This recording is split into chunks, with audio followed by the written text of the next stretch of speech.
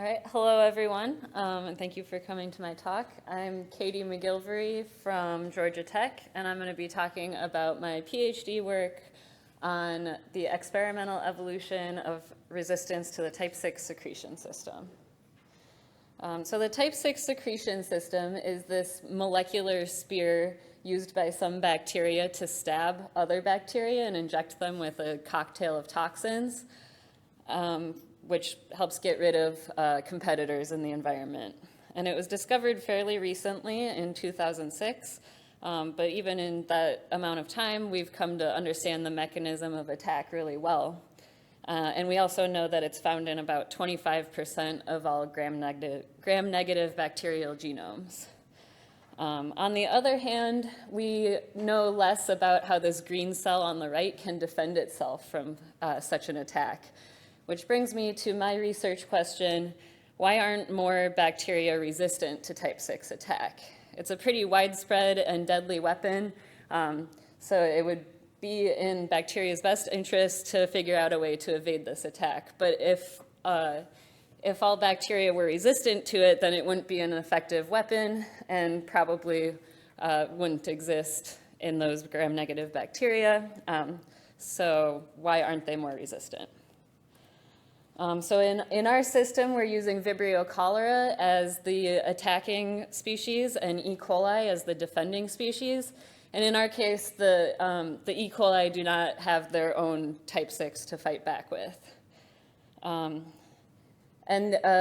This killing in the lab takes place on Petri dishes because it's a contact-dependent mechanism. So in liquid culture, there's not a sustained enough interaction for the stabbing to occur. But then we can cut, I don't know if you can really see, there's patches of bacteria on the plate there. We then cut out the patch and plate for CFUs to quantify survival. And in this matchup, about 99.99% of the E. coli are killed in the 3 hours on the plate. So it's a pretty strong selective pressure. And I wanted to see if we could evolve E. coli to resist this killing better by repeatedly exposing them to the attack. And so I used experimental evolution. And how this works is I grew the cholera and E. coli separately overnight and then combined them on a plate for 3 hours. And then I took the surviving E. coli and grew them overnight in antibiotics to get rid of the cholera. So there's no coevolution here. I'm just evolving the E. coli. And I repeated this 30 times. And I did 8 experimental replicates as well as 4 controls that were competed against cholera that had type 6 knocked out so that we could really make sure the effects were just from being attacked by type 6. And I promise there's green dots on the right side of the graph. But as you can hopefully tell, the control populations did not increase their resistance to type 6 while all 8 experimental lineages did. And on average, across those 8, the increase in survival was 260-fold compared to the ancestor, which is quite a jump. And we used whole genome sequencing to figure out what the genetic basis of this increase was. And we found 2 main pathways. One is cell envelope genes, so it's one membrane channel and one LPS synthesis gene, as well as a global regulator gene. And these are just the ones that were mutated in more than one population, so there's a good deal of parallel evolution here. However, in all cases, the increase in type 6 resistance comes with trade-offs. And here I'm going to specifically be talking about growth rate. And so on this, I'm going to be showing a few of this kind of plot, which I've been narcissistically calling a MacGillivray plot. And so on the y-axis here, I'll be showing the increase in survival compared to the ancestor. And the x-axis is the decrease in growth rate, where the ancestor is at the origin here. And this dotted line is a fitness isocline, where the overall fitness would be exactly equal to the ancestor. For instance, a 100-fold increase in survival would be exactly outweighed by a 100-fold decrease in growth. And both of these values are over the course of one day. And so we would expect all of the evolved strains to lie above this dotted line because they would be more fit than the ancestor in order to rise in frequency. And you might have to just trust me here that they all are. So they're kind of in a cloud over here. And then we can use regression to add a dotted line quantifying this trade-off, where about a 1,000-fold increase in survival comes at a cost at a 10-fold decrease in growth. And we reported this in iScience last year. But then I was wondering if we kept this evolution going, would the populations just continue to climb up this trade-off line? Or maybe they've maxed out their resistance and they would then work on their growth rate? I wasn't sure. So I went for another 30 days. And I found that, so yeah, there are purple and green dots here. The green is the day 30, purple is day 60. We found that they did further increase their resistance. However, one caveat is that when I did the whole genome sequencing, I found there was a lot of cross-contamination between populations. So five of the 8 isolates from the populations were actually the same, arose from the same day 30 isolate. So, but I've collapsed those 5 dots down to one large purple dot, and the trend still holds. And if I show you the average resistance of day 60 up here in the purple versus day 30 in the green, they did increase from day 30 to day 60 in type 6 resistance, but if I look at the average of the growth rate, you might not be able to see, but they pretty much fall on top of each other. So in other words, from day 30 to day 60, the populations were able to increase their type 6 survival further at no additional cost to growth rate, which breaks the trade-off that we initially observed at day 30. And so now I'm going to switch to showing things in linear scale so that we can look at the dynamics over time a little bit. So this dot in the lower left is the ancestral rate of type 6 survival. At day 30, as I mentioned, they had an average of 260-fold increase in type 6 survival compared to the ancestor.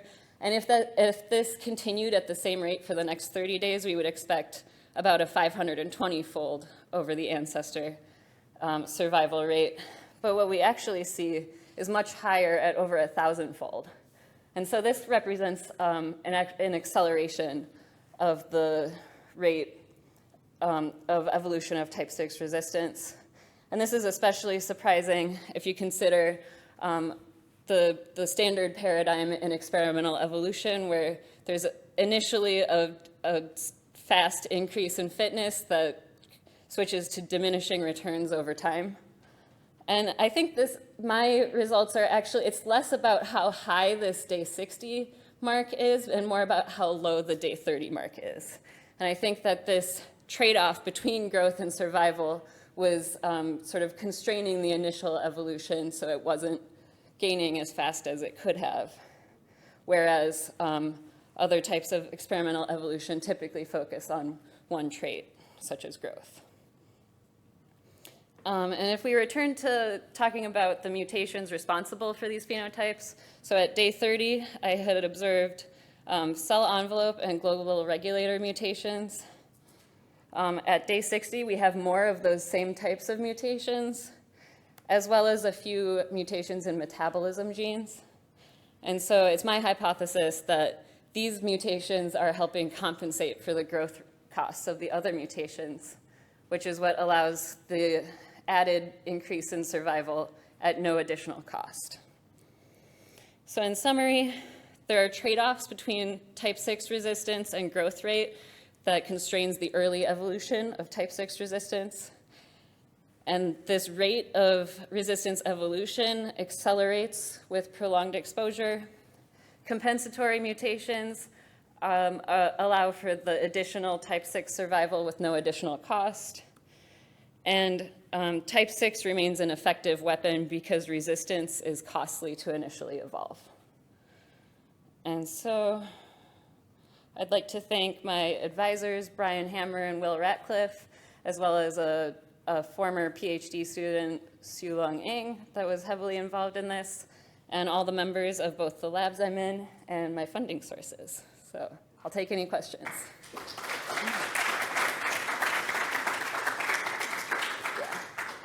So I'm curious if you've thought about running essentially a sham treatment where you don't actually subject your evolving population to the killing, just to get a sense of what sort of distribution you'd get in variance in a cloud from that one, so you can see if you're getting more or less with your actual treatments. More or less what? With your more or less dispersion of your points with your actual treatments than you expect to get just from something evolving in terms of your growth and survival. Right.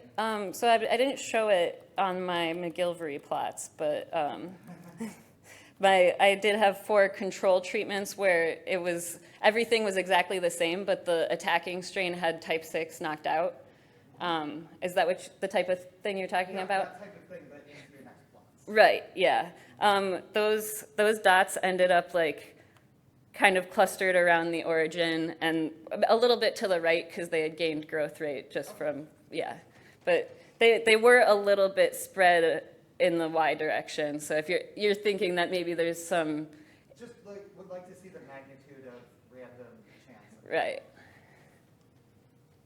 Thanks. Yeah. For the mutations that show up at 60 days, do those only show up on the background with those 30-day mutations? So it could also be a kind of like multi-step evolutionary novelty where you needed those 30-day mutations to come in so that you could make these like bigger 60 days? Right, yeah, that's a great question. Of these blue ones, or yeah, I guess you can't really see the color. The cell envelope mutations, one of these at day 60 was in one background and one was in the other one. And I forget about the global regulator mutation, but this gene actually regulates this gene, so it's sort of the same pathway as well. I don't know if they're required for each other, but that's a great question. Yeah. Piggybacking off of that question, the metabolism regulators that I guess I think pop up in the next slide. Yeah. Have you looked at what are the effects of those without these previous mutations? Not yet. That would be a great next step. However, I'm also trying to graduate. Good afternoon. My name is Subham. Thank you, organizers, for giving me the opportunity to present my work. Today, I will be talking about outer membrane changes in Escherichia coli and how that enables resistance against a bacterial predator, Delovibrio bacteriovorus. So when we talk about resistance, the first thing that comes up in the biological context is antimicrobial resistance, which is caused by the usage of different drugs and the ability of the pathogen to evade them. AMR is an imminent crisis. Below is a graph showing the deaths due to different events, of which in 2019, there were about 5 million deaths. And it is predicted by 2050, there will be 10 million deaths. So AMR is an imminent crisis, and we do need alternatives, solutions to this. Now we look into nature. So we look for natural solution to kill pathogenic bacteria, such as predation. Bacteria has multiple predators. There is bacteriophage. We have heard talks about that. Bacteriophage are viruses of bacteria. Then there are protists like amoeba and paramecium, and nematodes like C. elegans, which feed on bacteria. So in my project, I was interested in bacteria that feed on other bacteria. So here are some examples, and there are different strategies how this predation happens. So there is epibiotic predation, where the predator attaches to the surface of the prey, extract its nutrients, like sucking the life out of it. It's shown by this bug called Vampirococcus, the name suggests that. And then there is endobiotic predation, where the bacteria invades and establishes within the prey cytoplasm. And then there is periplasmic predation, where the bacteria establishes in the prey periplasm. It secretes different kind of enzymes, dissolves the cytoplasmic material, and consumes it. This is shown by Delovibrio bacteriovorus, which is the bug of my interest. And lastly, there is group attack shown by Myxococcus xanthus, where the predator participates in a cooperative behavior to hunt its prey. So more about Delovibrio bacteriovorus. So Delovibrio bacteriovorus is a gram-negative bacterium. It feeds on other gram-negative bacteria, and it is motile, it is uniflagellate, it is ubiquitous in nature, it is found in soil, aquatic ecosystem, everywhere, also in the human gut. And it is not as immune stimulatory, and it is shown that it doesn't have adverse effect in animals. So we use this bug for our study. So at first, I would like to give you a glimpse of the predatory life cycle of this bug. So here is the bug. It first looks for its prey. It encounters its prey, attaches to the prey cell wall with the type 4 pili, and then it drills a hole, establishes inside the prey periplasm. Then the bacteria, the host or the prey, it rounds up, forming a deloblast. The predator, Delovibrio, secretes different lytic enzymes. It consumes the cytoplasmic material. It elongates. Then it septates into multiple progeny. And then the progenies, they dissolve the membrane, and these progenies are released into the environment. This actually starts the next round of predation, and this whole predatory life cycle takes about 4 hours. So yeah, I think this is an interesting bug. So in my research, we asked these questions. Like the very first question was that, can we use Delovibrio against pathogen in a sustainable way, like as an alternative to drugs? So the specific question were, does repeated exposure of Delovibrio leads to resistance in prey? And does this resistance, if at all, if it manifests in the prey genome? So for this, I did experimental evolution. That's why I'm scheduled in this session. So I subjected the prey to fresh predator. So the prey we used was E. coli K12 model organism, and the predator was Delovibrio bacteriovorus HD100. So we grew the prey and the predator for 24 hours. This is the predation phase, which is shown by the figure up there. And after 24 hours, we separated the prey from the predator by filtration based on size. So the predator has smaller size compared to the prey, E. coli, so it passes through. And we took the surviving prey and grew it overnight in a rich medium without the predator to recover it. And this recovered, I cannot see. So the recovered prey was then again fed to the fresh batch of predator in the next cycle. This was the recovery phase was a yeah. So we alternated the predation and recovery for 15 cycles. And we used 3 different selection pressure of predator, no, low, and high, in 8-fold replication, which over the course of our experimental evolution became 8 independently evolving lines. After 15 rounds of evolution, we then did phenotypic analysis where we wanted to look if there is resistance in the evolved line versus the ancestor. And we also did genomic analysis where we did whole genome sequencing to see if this, if resistance, if at all evolved, is it manifested in the prey genome. So now let's look into the results. So in the first part, I asked, does repeated exposure of Delovibrio bacteriovorus leads to resistance in E. coli? So after the experimental evolution, I subjected the evolved lines to the same condition where they evolved. So in this graph, in this like different panels, we have the OD 600 on the y-axis, which is growth, and time is on the x-axis. In the first panel, we subjected the lines which evolved under no predator to no predator exposure. So this is indicated by the letter N, 1 to 8, indicating the different lineages. And the red line indicates ancestor when subjected to no predator, which is our reference. So we see in the first panel that the no predator evolved lineages has higher growth than our reference, which is the ancestor under no predator. We also subjected the low predator evolved lines to low predator exposure. Again, the red line indicates our reference of ancestor under no predation. The black line indicates ancestor when subjected to predation. And when we subjected ancestor to predation, we saw that the ancestors were susceptible.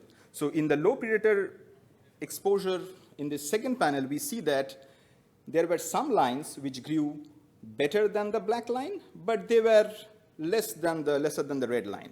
And in the high predator evolved lineages, that is the third panel, we see that all the high predator evolved lines, they grew much better than the ancestor when under predation, which is the black line, almost close to the red line. So this indicates that experimental evolution leads to increased growth in prey. So based on the growth kinetics, we extracted different growth parameters. We measured the area under the curve, which is the growth integral, and then we calculated the relative growth integral, which is area under the curve divided by the area under the curve of the reference, which is ancestor plus no predator. We also calculated the maximum growth rate and subsequently the relative growth rate. So we analyzed these parameters. In this panel, you see the relative growth integral on the y-axis and different evolved lines in the x-axis. The red dotted line is the reference or the baseline, and the red shadow is the standard deviation. When no predator evolved lineages were exposed to no predator exposure, we saw that all these lines had higher relative growth integral compared to the reference. So this indicates that there is media adaptation.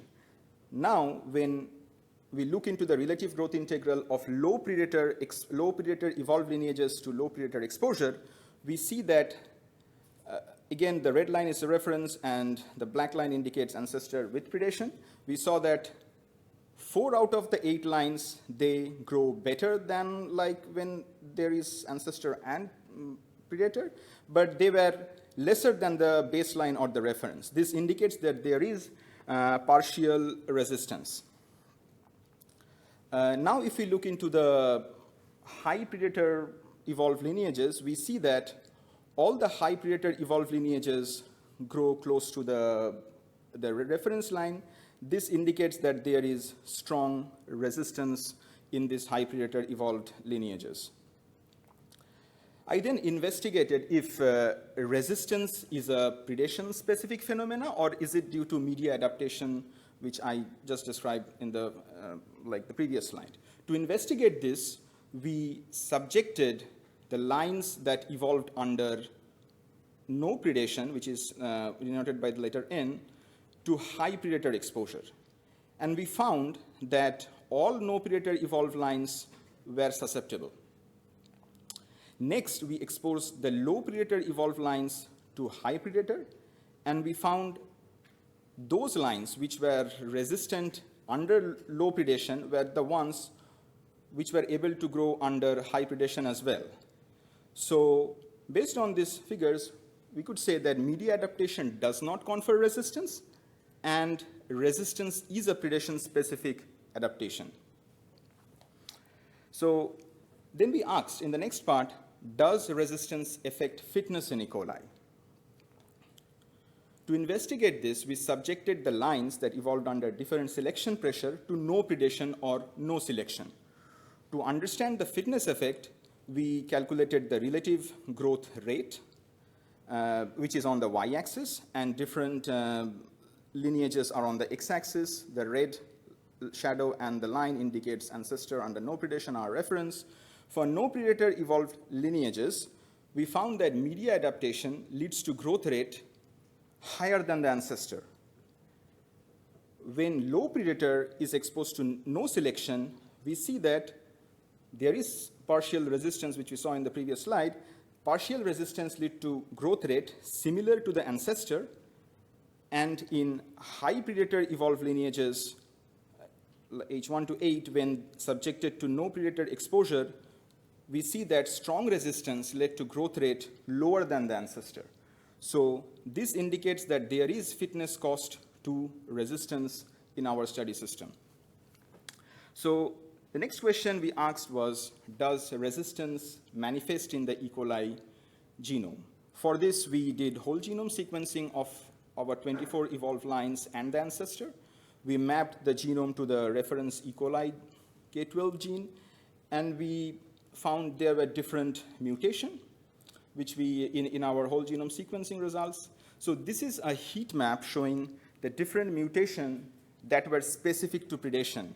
So on the x-axis, we have the high predator evolved lines, H1 to 8 and L1 to 8. And on the y-axis, we have the different genes that were mutated. The numbers indicate the percentage of population that were mutated in a specific lineage. The red ones are the ones which are highly mutated. And we found that there were mutations specifically in this gene OMFIP, which reached fixation, or a high percentage of the population were mutated, mostly in the high predator lineages, but there were other genes which were mutated as well. But most of the mutation that occurred were in the high predator evolved lineages. Lastly, we investigated the causal link between mutation and the phenotypic resistance. For this, we engineered clean deletion mutants, and we investigated if gene knockouts of E. coli can resist predation.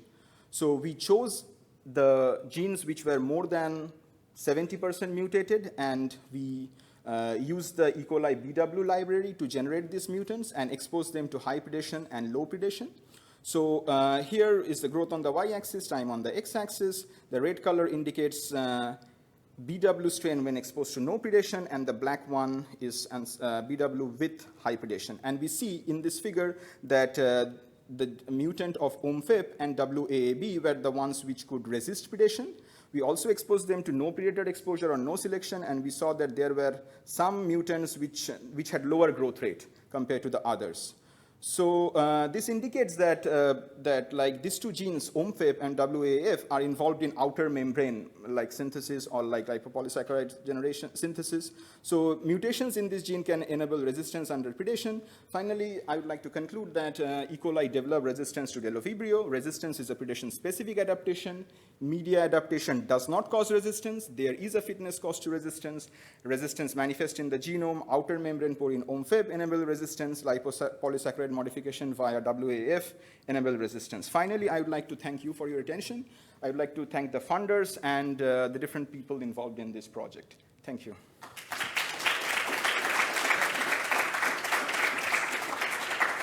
And yes, I would like to take questions if there is time. Until the gong goes. Okay. So sorry, I know this isn't the main part of your talk, but you saw quite an increase in growth in the absence of predator. Did you look at the genome sequences for those? Yes, we did, yes. Okay, so thank you all for coming. So my name's Emma. I'm a PhD student in Jesse Shapiro's lab here at McGill in Montreal. And today I'll be talking about my project, looking at the adaptation of aquatic bacteria exposed to glyphosate-based herbicides in a complex community. So I think often when we think about bacterial diversity, we're thinking about the number and abundance of different species that make up a community. And when these communities face some kind of selective pressure, I think we often think about the change in community composition that happens.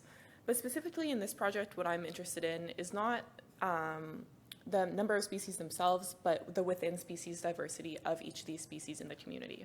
So how does diversity within a species change in response to a selective pressure? So there's a few theories for how this could occur. One prominent one is genome-wide selective sweeps. So in a genome-wide selective sweep, you have mutations that exist in some kind of population, and if there's a mutation that's beneficial, we all know, then it would have an increased chance of survival, and in this case, diversity would be purged genome-wide as there's clonal expansion of this beneficial mutation. Alternatively, selection could act through gene-specific sweeps, so bacteria, especially some species, exhibit really high rates of recombination, which would allow these beneficial mutations to be shuffled onto different genome backgrounds, and then you could have a selective sweep where genome-wide diversity is maintained, but you would only lose diversity in specific genome regions, which is illustrated by the black bars. So what we want to know is, while these two theories have been shown in simulations or in some cases in the human gut, little is known about natural communities. So what we're interested in is in this lake here, Lake Hertel, which is actually about a 40-minute drive from here today. It's at the Galt Nature Reserve. Is within this lake, can we observe these selection events on a short time scale? So while this lake is kind of special and doesn't have any known history of contamination, you're not allowed to swim in this lake. It's considered a pristine lake. A lot of lakes are facing contamination from different pollutants. For example, Roundup or different herbicides often enter aquatic systems through runoff, leaching, that sort of thing. And the main ingredient in Roundup is glyphosate, which you might have heard of. And this targets bacteria, fungi, plants, so it has a wide range of targets. So what we want to know is when these aquatic populations are exposed to stressors such as glyphosate-based herbicides like Roundup, can we observe these selection events in bacteria? So as I mentioned, glyphosate does target bacteria, and it does that through the EPS-PS gene, which is a gene present in the shikimate pathway in bacteria and plants. And this pathway leads to the synthesis of these aromatic amino acids. And I won't go too into detail about this, but usually in this pathway you have PEP, which binds the EPS-PS gene, and then it leads to these amino acids being produced. But when glyphosate is present, it actually outcompetes PEP for binding, and then you don't have synthesis of these amino acids, which doesn't allow bacteria to grow if this happens. And we consider these class 1 EPS-PS genes or glyphosate-sensitive bacteria. But bacteria can actually be resistant, so if they have just a few different amino acid changes within their EPS-PS gene, then glyphosate can bind at higher affinity, or PEP can bind at higher affinity than glyphosate, and then you can still have production of these amino acids. So what we want to know is how do glyphosate-sensitive and resistant bacteria evolve when exposed to glyphosate. Now, obviously, we can't go to the Adult Nature Reserve and dump a bunch of herbicides into this pristine lake. So there's this really cool setup at the Adult Nature Reserve called the Large Experimental Array of Ponds, or LEAP. And here, water from Lake Hertel flows down, and it fills up this inflow reservoir, illustrated here, and then this reservoir fills up these mesocosms. And each one of these mesocosms is about 1,000 liters, and it's kind of supposed to represent a big scaled-up 96-well plate. And then at the end of your experiment, all the water that's within these mesocosms can be held in this outflow reservoir and treated before it can be released back into the environment. So using these, we're able to study things such as herbicide contamination of aquatic systems. So by adding the glyphosate-based herbicide Roundup to a series of replicate mesocosms, we were hoping to answer two questions. So first, can we identify genome-wide selective sweeps or gene-specific sweeps in populations exposed to glyphosate? And two, if there are adaptive mutations in these populations, what are the different targets of glyphosate selection? So what is causing them to be more adapted? So we did this using 9 mesocosms, where about half received 2 pulses of the glyphosate-based herbicide Roundup, which is the most common formulation, and the other half were controls, which either received no treatment or a high dose of phosphorus to control for glyphosate as a phosphorus source. And we sampled each pond before any glyphosate was added, and then at 4 different times after, over the course of about 56 days or 8 weeks. And at each time point, we did metagenomic sequencing of water from each of these ponds, and we reconstructed about 315 non-redundant mags from these. So each of these mags is a population within Lake Hertel, and we think these 315 species do a pretty good job of representing the bacterial community that's present in the lake.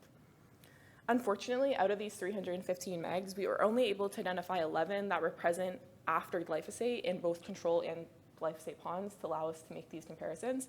But of these 11, about half were glyphosate sensitive, so that means they have the sensitive version of the EPS-PS allele, and the other half are glyphosate resistant, so they carry the resistant form. So using this, we are able to kind of compare what happens in these sensitive versus resistant classes. So we predicted that mags classified as glyphosate sensitive would undergo stronger selection than resistant mags. But when we look at this for the 5 glyphosate-sensitive populations, we find that not all sensitive populations actually appear to be glyphosate sensitive, or appear to be affected by glyphosate. So on the y-axis of the panel on the top is each nucleotide position that's polymorphic in at least one of the ponds, meaning not all the reads covering that position have the same nucleotide. And each bar is colored by the fraction of reads that agree with the reference mag at that position. So if it's purple, all reads match the reference base, and if it's yellow, it's a fixed substitution, so none of the reads match the reference base. And the second thing we looked at on the bottom panel is the total number of polymorphic sites within each population in each pond. And what we see in this example here is that in the control pond, there's about 20,000 SNVs per megabase pair. So it's a very diverse population in the control pond, but it's reduced by about half in one glyphosate replicate and over 50-fold in another. So this is probably the most close example we see to a traditional genome-wide sweep where all diversity is lost.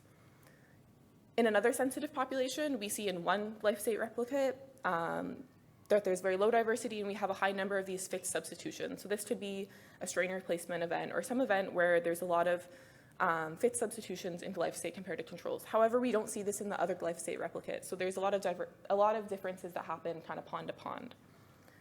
And then in the other three cases of sensitive mags, we don't really see many differences between control and glyphosate treatment populations, which is unexpected because we do think glyphosate is a really high selective pressure for these populations. So this indicates maybe there's other potential mechanisms of resistance that affect these populations. We didn't really predict that glyphosate-resistant mags would be affected by glyphosate, but we see in this population here, again, there's a lot of fixed substitutions in one of these glyphosate replicates, so potentially another strain within this population is better adaptive in glyphosate. And we see that, again, in this population here, where we have one glyphosate replicate, which has a lot more diversity, actually, than the three controls. And then in the other two cases, diversity is pretty consistent across the two. And why resistant mags are affected by glyphosate is more unclear than why sensitive mags may not be, but potentially they're affected by the overall shift in community composition, or maybe glyphosate has other targets besides the EPS-PS gene. So the next step is, so while we didn't find strong evidence of genome-wide sweeps, the preservation of genome-wide diversity in most populations does allow us to look for potential targets of selection. So maybe if gene-specific sweeps are the more common evolutionary mechanism, we can find regions of the genome that have lower diversity compared to the rest of the genome. And these could be targets. So we did this using 3 different methods. The first was to identify genes with large changes in allele frequency between glyphosate and control ponds. So this is places where, thinking back to the heat maps I showed, it goes from being purple in the controls to yellow in the glyphosate ponds. We also looked for genes with lower diversity in glyphosate ponds compared to controls, so those would be the traditional gene-specific sweeps. And we also looked for genes with changes in copy number between glyphosate and control ponds, so whether that's an increase in gene copies or a decrease in gene copies. And what we want to know with these genes is what pathways or targets are they involved in. So to do this, we performed a cog enrichment analysis on each of these significant gene lists. And this identifies functional groups of genes that are overrepresented in a list of significant genes compared to a background set of all genes. So we did this by combining the genes for all of the 11 megs we looked at together. And what we find is that in most tests of this different lists, we identify an enrichment in metabolism genes, so especially in categories G and E. We also observe an enrichment for a decrease in gene copy number in genes involved in transcription and translation. And I'll get into what that might mean a bit later. So we also did this by separating glyphosate-sensitive and resistant mags, and while we didn't necessarily see a trend in or any patterns between sensitive and resistant mags in terms of their propensity for sweeps, we do identify diverse targets of selection. So in glyphosate-sensitive mags, we find these are the ones that are most likely driving the enrichment for these metabolism genes. And we also, in the top left corner, we see this, again, the enrichment for decrease in copy number in transcription and translation, and we think this might be a survival mechanism for these sensitive mags. So overall, we find very little evidence for genome-wide selective sweeps, and when they did potentially occur, they're not repeatable across replicate ponds. They only occur potentially in one pond. However, this was a pretty short time scale. Again, this experiment takes place only over about 8 weeks. So potentially with more time, we would see more complete sweeps. We also identified metabolism genes as potential targets of selections, and including COG category E, which is amino acid biosynthesis, and this would include the actual target of glyphosate, which is the EPS-PS gene, but we don't actually identify EPS-PS as a target in this study. We also think that an explanation for why glyphosate-sensitive mags survive in the presence of glyphosate is that they might slow their growth to reduce the need for these aromatic amino acids that they're no longer able to produce. And we think this is the case because of the decrease in copy number and then also the change in metabolism genes. Further, as this study does take place in a complex community, we think the surrounding community could alter or reduce the selective pressure, which could allow these sensitive mags to survive. There's been some bacteria that have actually been shown to be able to degrade glyphosate, so it could be something like that happening. So with that, I'd like to thank everyone in my lab, my committee, and all the people at LEAP who have helped with this study. And I think we have 2 minutes for questions. That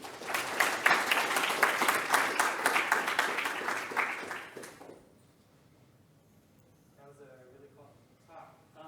Do you find any evidence that any of the resistance was encoded on smaller plasmids that could be jumping around? So it's pretty tough with mags. We have a lot of, they're all kind of very low coverage and very fragmented in many contexts. So with plasmids, it's kind of hard to see. They're not often binned into mags and stuff, so we don't really look at plasmids, just genome. I'll just get started because my first slide kind of introduces where this presentation is going. So initially, I was going to talk about how uncovering essential gene profiles might help curb the evolution of antimicrobial resistance in Escherichia coli. But quite literally 2 days after I submitted this abstract, we scrapped all of that data. So I'm going to pivot a little bit to a different chapter of my thesis and change it slightly to how might understanding collateral sensitivity help curb the evolution of antimicrobial resistance in Escherichia coli. So we've heard a little bit about AMR already. AMR is kind of this idea that if you have a population of bacteria, you expose it to some drug, those that are able to survive will flourish and become more present in those populations, and then you start having these environments of bacteria that are resistant to antibiotics. And this is quite burdensome, so we've seen some of these stats already because they're a bit iconic. But in Canada alone, because as a Canadian I must, about a quarter of all infections are already resistant to at least one antibiotic, and it was estimated that on the Canadian healthcare system in 2018 alone to cost our healthcare $1.4 billion, and that's not even the total on the GDP. So what is collateral sensitivity? I often like to try to describe collateral sensitivity with respect to cross-resistance because I find most people have a bit of an understanding of what cross-resistance is.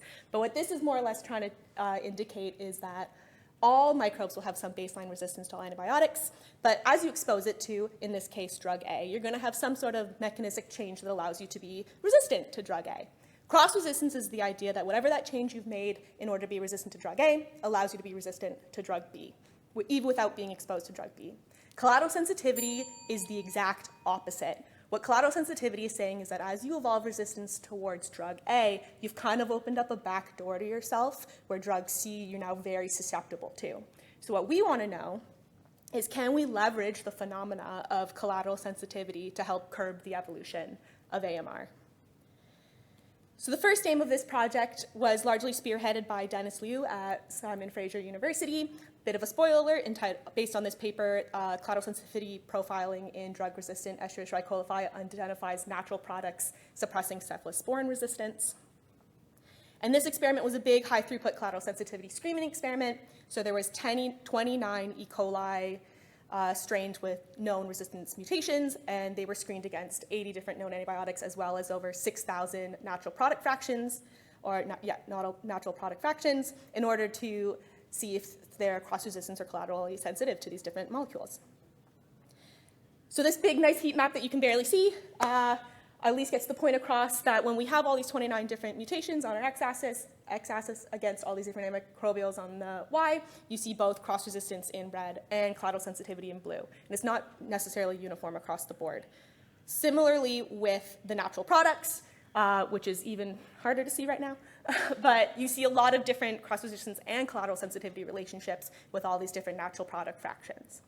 I do want to zero in on this one, where we found that our Ceph6 and Ceph7 strains, which have mutations conferring ceftazidime resistance, had a threefold reduction in the presence of this fraction called RLUS 1732D. So whatever this natural product is seems to be suppressing the growth of these mutants. And when we looked into it more, they identified that that was a molecule called berelidin, which is a known macrolide natural product. It's a threonol tRNA synthetase inhibitor. Quick follow-up experiments did show that the Ceph6 and Ceph7 strains quite rapidly were losing growth in the presence of increasing concentrations of berelidin, but then when you overexpress the threonol tRNAs, it recuperates growth. So fairly confident that the binding of the berelidin to the threonol tRNA synthetase is playing some part in this relationship. The main figure I want you guys to focus on from AIM-1 is this one here that was showing that sublethal doses of berelidin A slows the evolution of ceftazidime resistance. So The y-axis here is the ceftazidime resistance, so just how much ceftazidime the cells can grow in. The higher the number, the more resistant it is across a number of days. When we start with a wild-type strain and we grow it in just increasing concentrations of ceftazidime, eventually it surpasses this UCAS breakpoint. And once it passes that breakpoint, it's kind of officially defined as a resistant strain. When we co-dose ceftazidime with norfloxacin in this case being a control that didn't have a collateral sensitive or cross-resistant relationship to beralladin, it still surpasses that UCAS breakpoint. But when we co-dose it with the beralladin, either at 32 micromolar or a higher concentration of 128 micromolar, it never surpasses that threshold. So when we grow E. coli in ceftazidime and beralladin, it seems to suppress the evolution of the ceftazidime resistance. So aim 2 became investigating this collaterally sensitive relationship between ceftazidime resistance and beralladin. So what's going on here? To set up the samples a little bit, to reiterate from this graph, we started from a wild type, did it in triplicate population, over 12 days subcultured in the different antibiotic treatments. We still had populations. We wanted to narrow in a little bit more, so we took single colonies from the populations and we're going on from there. So we have a bit more understanding of the genetic backgrounds and the diversity of the genetic backgrounds within these populations. So first thing we wanted to do is see, does these relationships kind of continue across other antibiotics? So ceftazidime is a beta-lactam, so we also tested against 2 other beta-lactams, ampicillin and meropenem. Norfloxacin is a fluoroquinolone, so we did a couple more quinolones. This heat map's very hard to see. But in essence, what I want you guys to note is that the strains grown in just Ceph and those grown in Ceph and norfloxacin consistently had higher MIC fold changes compared to the wild type than any of those grown in Ceph and beralladin. So they're always a lower increase in resistance when it was the Ceph-bore strains. Oftentimes, as we kind of discussed a little bit today, these mutations for resistance confer some kind of fitness cost. So we wanted to see if there was any fitness cost. The data's all insignificant, so I don't really have any conclusions on this right now, but that's for me to figure out later. Otherwise, for the most part, there doesn't seem to be a big fitness cost to these different strains and these grown in these different conditions. So the last thing we really wanted to look at was the mutational basis of these ceftazidime resistances. So the Ceph6 and the Ceph7 strains from the original screen had mutations in the RFA gene that are both kind of involved in cell wall biosynthesis. So our main hypothesis going in was, is beralladin selecting out RFA mutations? Interestingly enough, there were no RFA mutations when we did whole genome SNP calling, not even in the ceftazidime conditions. But the big finding that we got from this is that a number of cell permeability mutations were observed in the Ceph strains and the Ceph-Nor strains that were not observed in the Ceph-Bor strains. So it's kind of leading us to this idea that the Ceph-Bor is somehow preventing these resistance mutations from occurring in those samples. 2 of the SNPs that we found, cell permeability SNPs, the MAR-R and the MV-Z, were mutants from the original screen. So that's the same figure from earlier in the presentation, where our CYP8 and TET8 had a MAR-R mutation, and it did have a slight collateral sensitive relationship to begin with, so it's not too surprising to us that we're not finding these mutations fixed in the Ceph-Bor strains, because there is apparently a potential cost, as well as the MVZE and VZ mutations. So a bit consistent across the different experiments. One thing I really enjoy is the position 1802589 down in the bottom right corner is part of the 3-onol tRNA synthetase operon, so at least it's trying to fight against some beralladin on its own. From this work, I just have a couple take-home messages for you all. Hopefully, we've shown some proof of principle that collateral sensitivity can be used to limit the evolution of antibiotic resistance. Beralladin seems to be selecting against the spectrum of resistance mutations. Beralladin is, however, super toxic, so I wouldn't use it as an antimicrobial therapy, but at least I've conveyed to you that there is some necessity to look into collateral sensitivity as a method to help curb the evolution of antimicrobial resistance. I just want to thank all of those at Simon Fraser University, National Research Council of Canada, and Texas A&M who helped get their hands on all this experimental work, as well as my members of the Wong Lab, and big shout out to Ada who helped me plate and count thousands of colonies. That was a lot of work. Thanks.